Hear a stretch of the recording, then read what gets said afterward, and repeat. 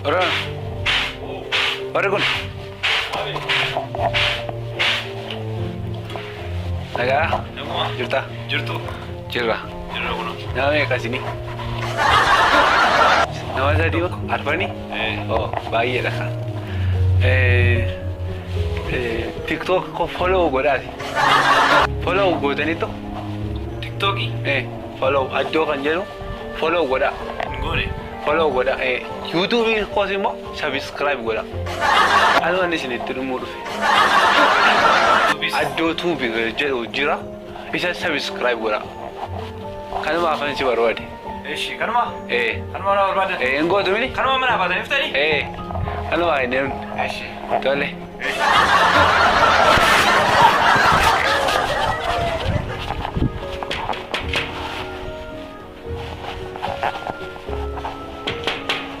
No mana finjani di. Mana finjani? Mana finjani? Ada namni mana sih? Nak kau mana finjani? Tapi TikTok fa, YouTube fa, Facebook fa, apa ya dema? Menjuri me kosa kayo. Yo rajirata ni like subscribe goda. Enggak dua kan agani. Agani lu? Gala toma.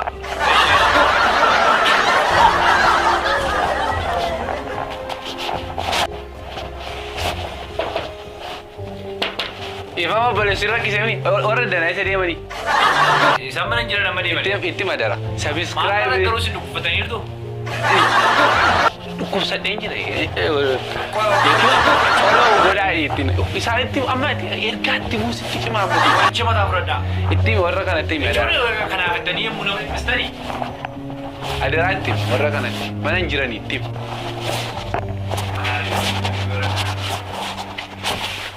Orang ada hati sini. Orang mana kan hati sini. Cuba lah.